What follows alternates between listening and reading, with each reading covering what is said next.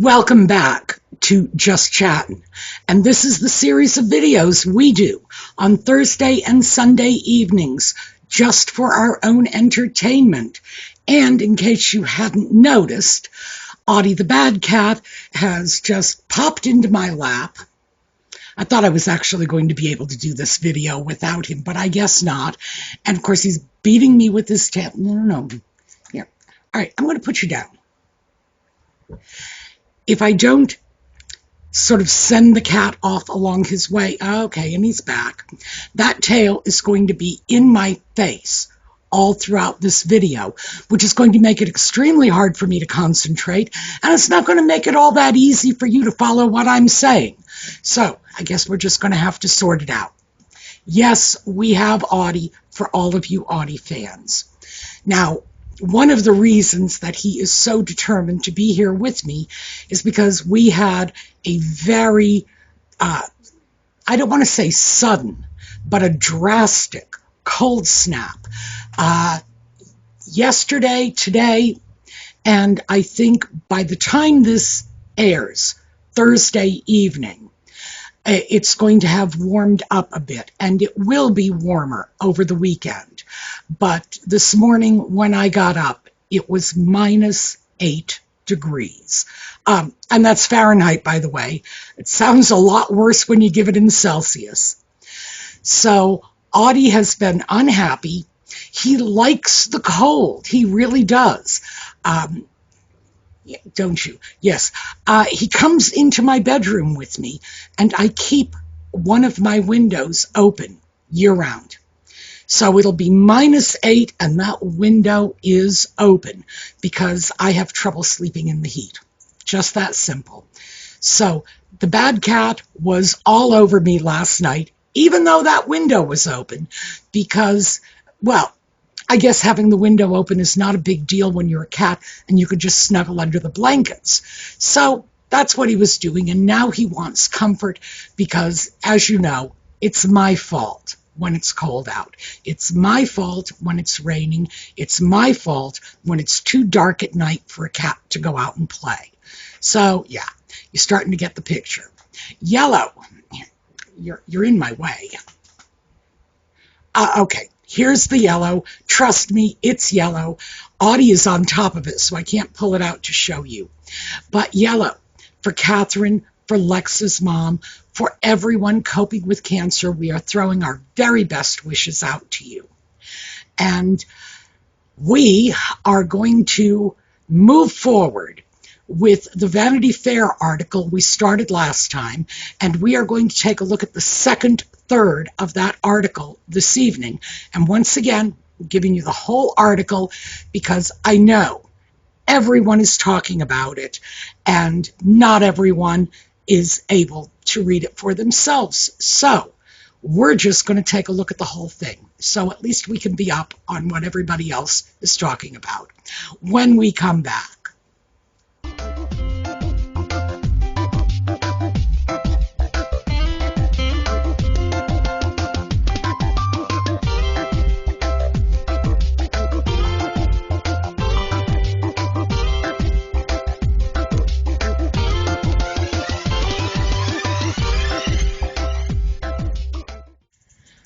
Okay, so we left off the Vanity Fair article just after they had begun documenting all of the complaints that Nutmeg's staff had been raising. And this is her American staff, not to be confused with her UK staff, who were saying the same thing. And I found a very interesting brief article in an Australian publication. And that publication said, here's the key takeaway from that particular portion of the Vanity Fair article. They said they spoke with dozens of people in order to source that portion of the article. And yeah, that means that at least 24 people spoke to them about this hideous abuse of employees. So I thought we should just throw that in there because, yeah, that Australian publication was correct. I had missed that. I understood that we were talking about a very serious issue with very serious implications for the staff, but 24 people, and that's just in the US. That is not counting the, 17, I think, in the UK. So what we have started off with is a picture of Nutmeg as a nightmare boss who had no problem at all taking out her incompetence, her bad days, her not getting her own way on anyone who crossed her path. Not very flattering. So this is where the article is picking up, and let's get into it. It's hard to imagine how someone who seems so earnestly intent on being kind and engaging in world-improving, if also brand-building, activities could wind up engaging in revanchism with people so below her in status. A partial answer might be found in an episode of Archetypes, in which Meghan interviews Mindy Kaling, who assumed Meghan was popular as a child. While attending Immaculate Heart Catholic School in Los Angeles, Meghan tells Kaling, "I never had anyone to sit with at lunch. I was always a little bit of a loner and really shy and didn't know where I fit in. And so I was like, okay, well, then I'll become the president of the Multicultural Club and the president of sophomore class and the president of this and French club. And by doing that, I had meetings at lunchtime. So I didn't have to worry about who I would sit with or what I would do because I was always so busy." It brings to mind Swift's Mastermind lyrics. "No one wanted to play with me as a little kid, so I've been scheming like a criminal ever since to make them love me and make it seem effortless." In other words, Meghan was a good person trying to do good things in spite of, and at times because of, unkind people. The person familiar with the production of Archetypes says at least one employee who had a terrible experience got a handwritten thank you note and gift from Meghan. Is it any surprise that a sense of victimhood and righteousness could continue to exist in a person who had been treated so horribly by the press and her husband's family, not to mention those little B words at Immaculate Heart, that people whom Meghan may have perceived as enemies or interlopers, members of the loathsome media, or insiders at the palace, or people who actually knew how to make a podcast, or her pitiable father and half-sister selling her secrets and history to tabloids for cash, might have seemed more powerful than her in some way, despite her immense fame and wealth and privilege. And then whatever happened to them, well, they shouldn't have gotten between Meghan and her good work. As Harry knows, trauma can warp your perspective. Spare, Harry's best-selling and beautifully written, by J.R. Moringer, memoir, chronicles the prince's lonely former life with MRI-level self-examination, if not always top-tier self-awareness. Harry recounts an anti-poaching trip to Namibia, in which he insisted on sleeping outdoors, despite his team telling him, "We just saw proof that there are lions out here, boss." Harry claims everyone with him, including a bodyguard, local police, a ranger, and Namibian soldiers who were all there to protect him, went to bed in their tents or trucks rather than staying up to ensure he wasn't eaten by lions in the night. The book also discusses in great detail Harry's issues with his family, opening on his reunion with now King Charles and Prince William, who, in addition to beloved brother, Harry describes as his arch-nemesis, possessing a familiar scowl and alarming baldness. It doesn't get more flattering for Willie in the ensuing pages. At an event in 2023, someone privately asked Harry if he'd heard from his family. He said he hadn't. This person asked Harry if he thought he was going to, and he said he hoped so. "That's sort of what made me so sad," the source says. "His hope seemed very genuine, and I was just kind of like, oh no." The source believed Harry hadn't absorbed the gravity of what it would mean to sell millions of copies of a tell-all book about a famously insular and circumspect family in the middle of a years-long public relations crisis. The power of the written word and the power of the narrative, this person went on. I don't know if that's something he understood while he was doing it. In addition to painting Dorian Gray-style personal portraits of family members, in Spare, Harry accuses the offices of his brother, father, and Camilla of briefing the press against Harry to distract from, or trade away, negative stories about themselves. Harry sued the publisher of the Daily Mail for libel for publishing an article in 2022 that said Harry tried to conceal his efforts to obtain taxpayer-funded security. But the prince ultimately dropped the case, and a judge ordered Harry to pay the Mail's publisher nearly £50,000 in legal fees. Harry is currently involved in 2 other lawsuits that further alienate him from his home country and its tabloid media. He is moving forward with an invasion of privacy case against Sun publisher News Group Newspapers, which follows a settlement from Mirror Group Newspapers for a phone hacking charge. But more isolating is the suit regarding state police protection for him and his family when they are in Britain, which Harry, Meghan, and their older child Archie were stripped of when they left the UK in 2020. There are clear dangers to the family's safety. A person who worked closely with them says strangers take lifts to their house, and in 2023 the couple was involved in what a spokesperson called a near-catastrophic car chase with paparazzi. There were no injuries, collisions, or charges filed. The person who interacted with Harry in 2023 also described a very scary paparazzi situation after employees at the hotel where Harry was staying allegedly tipped off photographers to his presence.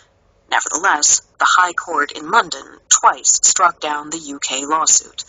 Harry is appealing.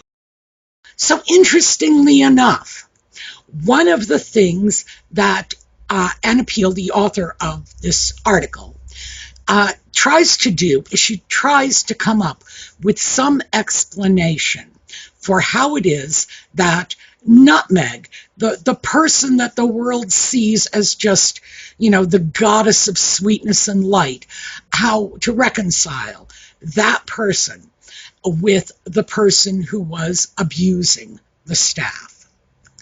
Now, keep in mind, I will tell you right now, my personal opinion, there's no need to reconcile it because we've already seen from the staff stories that were quoted in this article that she just love-bombed the daylights out of people when they first came on board.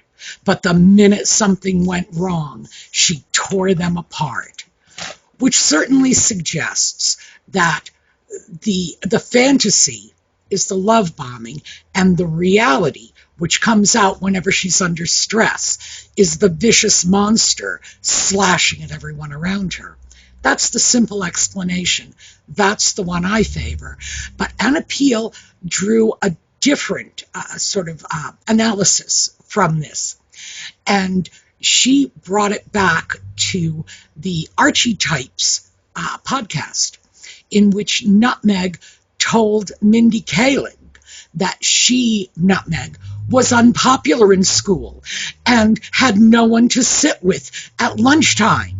So she became the president of the sophomore class and the president of the multicultural club and the president of the French club. Stop and think about that for a moment. What does that sound like to you? Because I know what it sounds like. It sounds like what it is. It's humble bragging.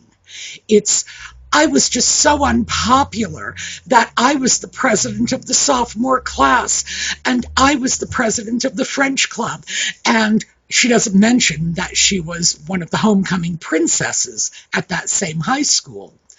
But I was reminded very strikingly of a very brief scene. I'm going to play it for you from one of my favorite movies. Here you go.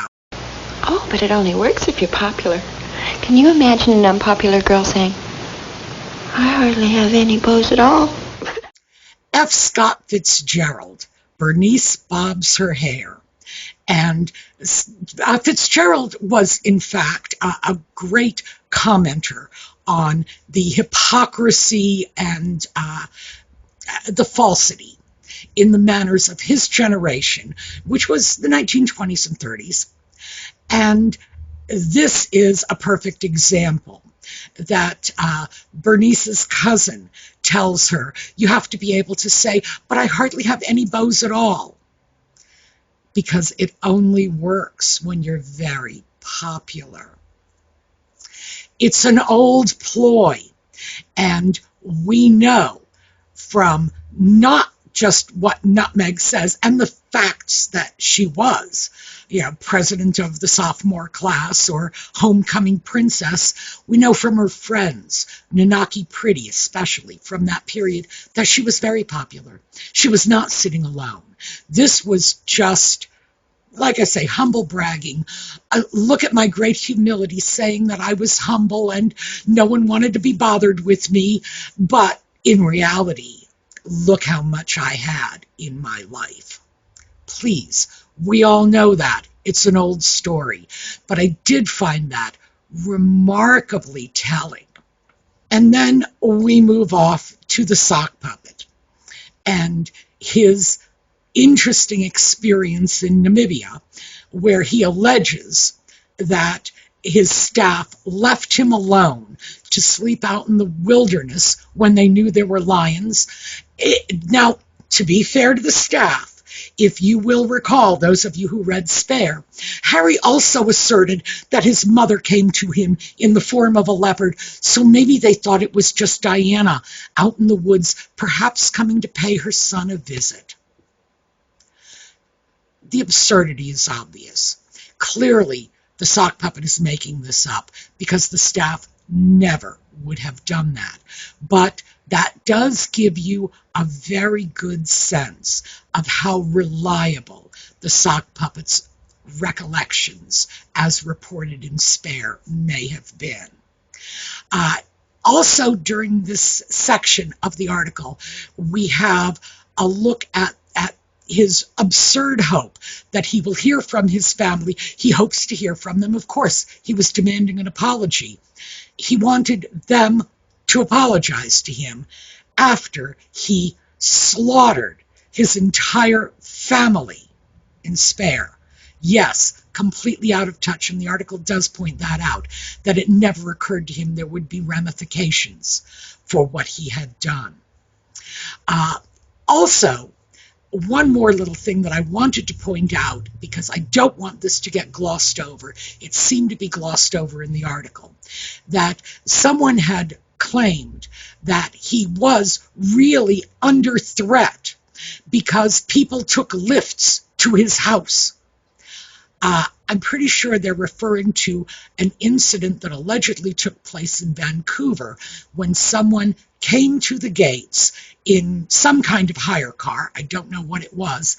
And the sock puppet claimed that that person was a reporter or a journalist of some sort, someone there to take pictures, but there was no film equipment and there was no explanation for who the person was, why they came there.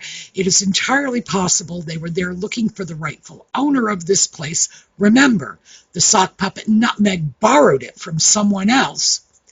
Or perhaps it was someone simply lost, because they did sick their security on people who were simply hiking a little too close to the property in the woods surrounding the property. People who clearly just looked like hikers. So, yeah, the idea that that proves they needed security, or another incident when allegedly someone from the hotel managed to get a hold of Nutmeg's phone. Well, they didn't say that, but I'm assuming because, hey, she's the one with dial-a-pap on speed dial. So the paparazzi showed up, and Harry was at the hotel, and the paparazzi showed up. How freaking awful. They do this to themselves all the time. We know this. So if the paparazzi did, in fact, really show up, And they were really notified by someone that Harry was in the hotel. Anybody want to take bets on who was behind that call? I'm sure you don't. But we know what's going on. And I thought that in the context of the article, that was something that should either have been left out or explored a little more thoroughly, because that is right in the same paragraph with the near catastrophic car chase that allegedly happened in New York, that I'm telling you as an American, I know a lot of you folks are not from the United States. You are not from the East Coast. A lot of you have never been to Manhattan. It can't happen, period. Traffic does not move quickly enough for a catastrophic car chase. It's like gridlock is, gosh, I think gridlock was founded in Manhattan. The fact is, you can barely get through an intersection. Traffic is so backed up there. It's not the LA highways. On the other hand, someone like Nutmeg coming from California probably does imagine that any road is going to be open to high-speed car chases. Oh, please. But that one, I should have thought that would have been put to bed a long time ago, but it wasn't. So I'm just going to take a moment to clear that little bit of nonsense up. Let's get back to the article.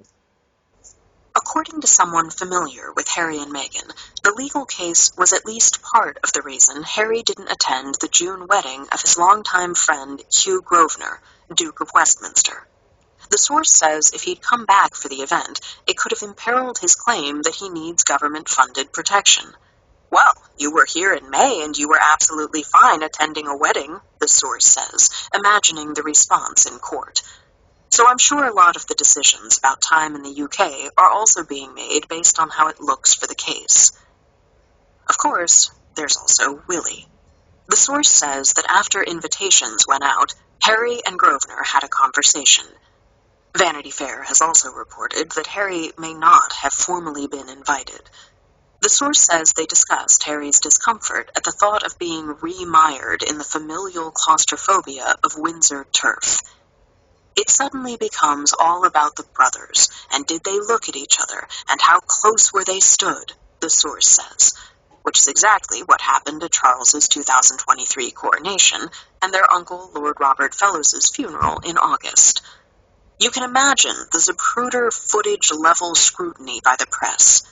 The source says they miss Harry, or at least the person they pretended he was in their papers. I think with a lot of the reporters, they like the version of Harry that they helped create, they say, describing how they would reminisce about when Harry would come over and pal around with them. Yes, but he also, when you left, would make fun of you all behind your backs and hated you guys. But who is the real Harry, now that he's been released from the zoo in which he was raised? By one telling, the person who interacted professionally with Meghan says he's socially marooned beyond his nuclear family. She was upfront about the fact that Harry hadn't made many friends yet, the source says of Meghan's assessment of her husband. The person who worked in media projects with the couple also has a guess. I think Harry doesn't know what he wants because he grew up in a fishbowl, and so he doesn't know what real life really is, they say. I think he probably wants to be left alone and be able to go kiss babies every once in a while, but not have to worry about money. I don't think he wants to be famous the way Meghan wants to be famous. Harry and Meghan are, in the estimation of everyone Vanity Fair spoke with, deeply in love. They are so hot for each other, the person who worked closely with them said. Like, you know how you meet those couples where you're like, the way they're looking at each other, I should probably not be here right now? When Harry is solo, the person inside the couple's circle says, he's very personable. He's very at ease with people, quite like Diana.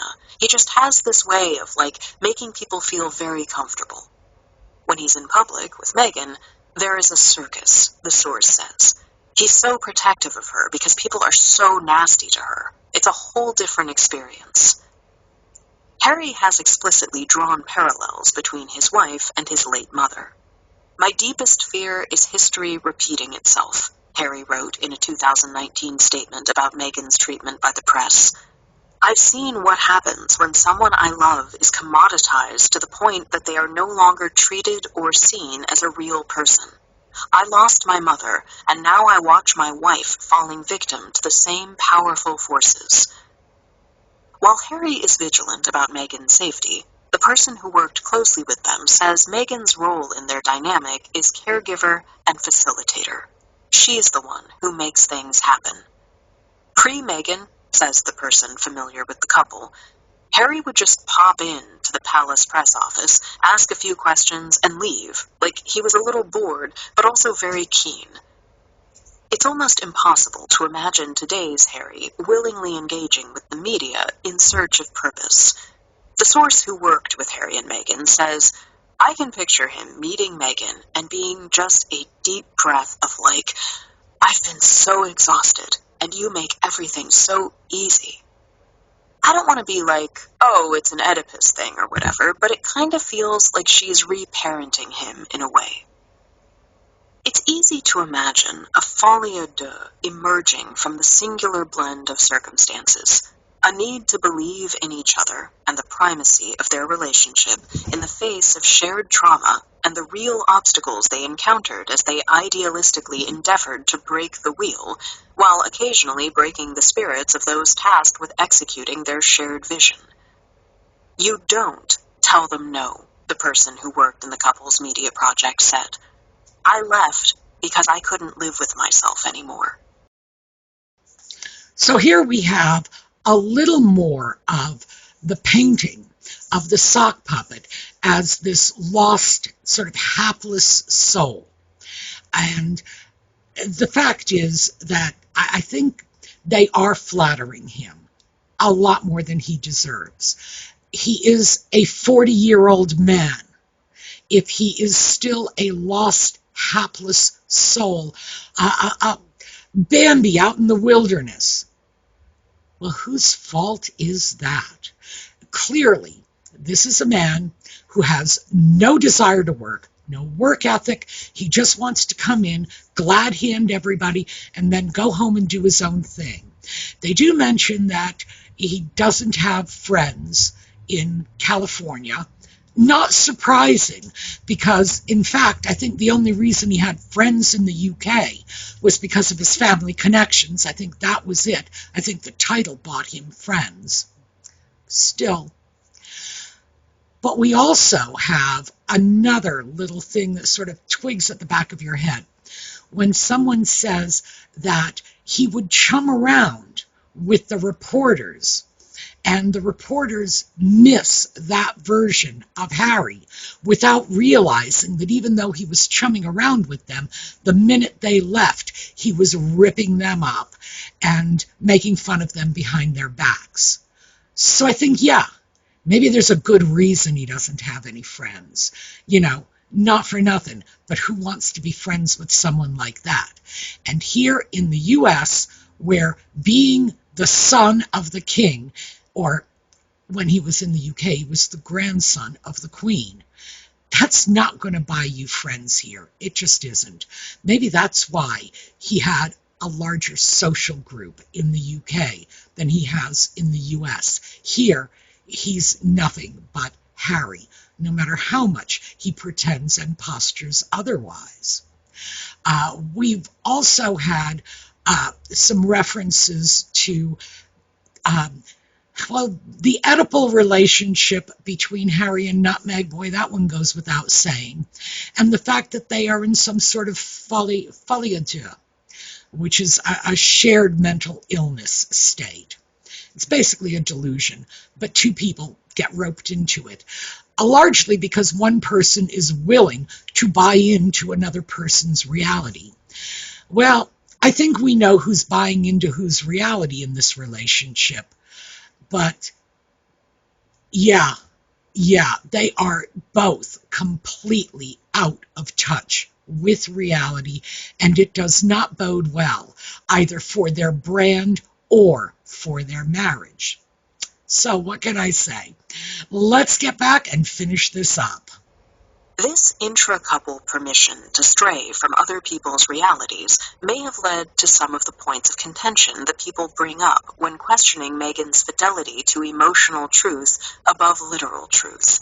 Her assertions that she neither Googled Prince Harry nor looked up the etiquette for meeting the Queen of England and didn't know she was supposed to curtsy until the ride over. Meghan is the type of woman who would check a menu out online before going to a restaurant to pick what she was going to eat, says Tom Fitzgerald, a fashion and cultural commentator who, with his husband Lorenzo Marquez, comprised the brand Tom and Lorenzo. A resident of Montecito who ate lunch in the same restaurant as Meghan said the server told her Meghan had called ahead to ask about the privacy of the seating arrangement. So the idea that she didn't know she was supposed to curtsy for the Queen, I just didn't find it particularly believable, because based on everything she ever told us about herself, I cannot imagine that she went into meeting the royal family completely cold, with no research whatsoever. Fitzgerald also points to Meghan's repeated claims that she was forced to wear neutrals during her time in the palace in order to avoid upstaging or competing with Queen Elizabeth and other senior members of the family, noting that Meghan's wardrobe is now primarily composed of that palette. A Royals reporter believes that Meghan assumed her husband's vision rather than researching the job of being a royal, and the reporter has a more positive view of the Folie. "Oh, that's such a good idea for a successful marriage," the reporter says. "It's a terrible idea for a job, but if you're joining this big network of people, you've got to see this through your husband's eyes, be your husband's advocate in it. And it's no wonder this relationship works, even if the family business part of it fell apart." It's a charming, if Freudian, dynamic. A husband and wife who organize each other's lives and well-being, who flirt and hold hands and want the world to be a better place, even to the exclusion of evidence that suggests their well-meaning way of disrupting institutions is not always the best approach. That instinct to do things as Harry and Meghan believed they should be done, rather than how they are typically accomplished, was exacerbated during their time as senior working royals. It led to conflict with Harry's family and palace staff, the reporter says, because Harry doesn't understand himself. He doesn't understand a monarchy.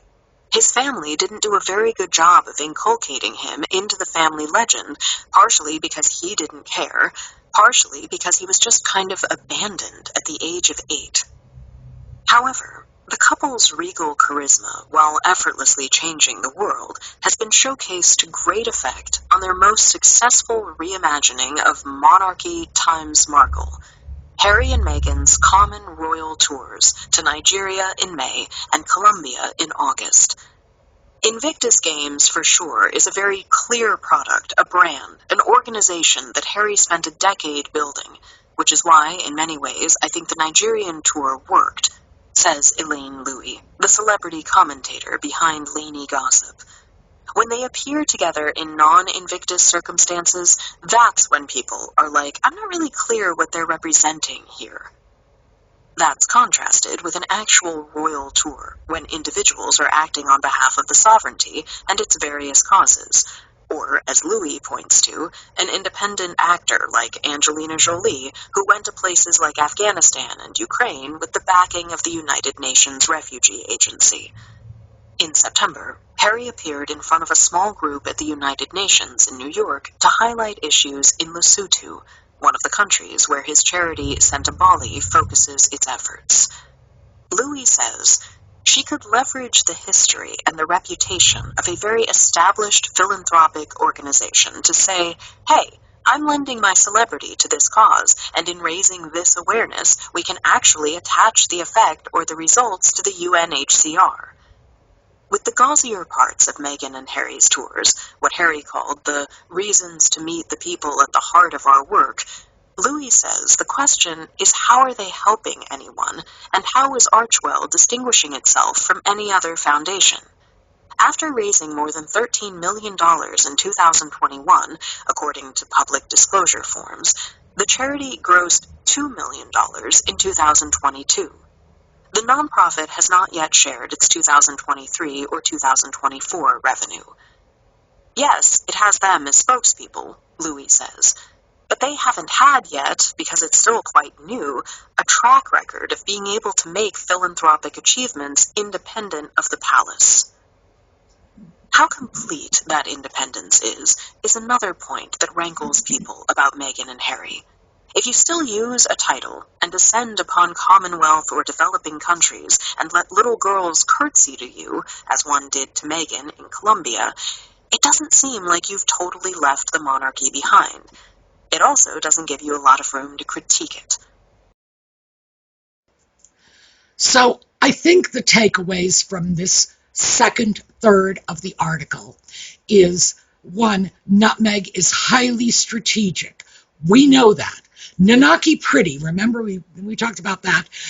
Nanaki Pretty, her childhood friend, rather famously said she was extremely strategic in her friendships. And we've seen that highlighted in this article. And the sock puppet is just lost and cut adrift. Someone actually said he was abandoned at age 8 because there was no place for him in the royal family. Well, the problem is that's not true. Charles, for years, I mean, we're not talking recently, we are talking for years, Charles has been anxious to streamline the monarchy. Charles had 2 sons.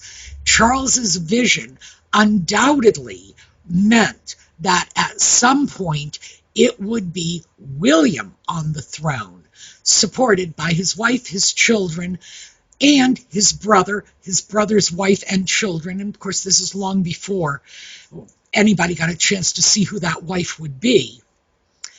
And that was certainly Charles's vision going forward, that it was not going to involve nieces, nephews, second, third cousins, twice removed, etc., the way it did in the lifetime of the late Queen, who was one of 2 children again, but they were both girls, and in fact, between the 2 of them, they only had 6 children. Me and Margaret's children were not working royals ever. So what that basically meant was that the Queen had to rely on a large network of extended family in order to just get the engagements done. Charles wanted to change that. So was the sock puppet excluded because there was no place for him? No. There was a pivotal place for him as the chief support to his brother's monarchy. And certainly the period of his father's monarchy would have been that training ground. He was not abandoned at age 8. Let's not lose sight of the fact that Diana was still alive at age 8. And if, in fact, over time, the royal family just shunted him to the side, it was undoubtedly because, one, he was not the sharpest knife in the drawer. 2, he had no desire to work. And we know this because he complained about the burdens of his very light duties even before nutmeg came along. So yeah, he had 0 work ethic and even less intelligence. So yes, if he was sidelined at all, which I don't think he was, that was why. What I think the reality is he sidelined himself simply because he didn't want to do the job. So that's what we have on one side, along with wildly, anal retentive level, strategic dealings from nutmeg, researching everything, planning everything, plotting everything, nothing by happenstance. And we also have a couple who are trashing the royal family while still using the titles. So next time, and this will be Sunday night, we are going to finish up the article. And what can I say? Obviously, I want to hear your opinions because, quite frankly, you folks had some terrific insights on this from the first third of the article. And if you're not sick of this by next week, we will go through some of those comments. So we've got Audie back. For all you Audie fans, boy, you must be basking in it, because certainly he's delighted by the attention. We're going to take a look at a short slideshow on the way out just to get this crap out of our heads. And we'll see you next time. Have a terrific day.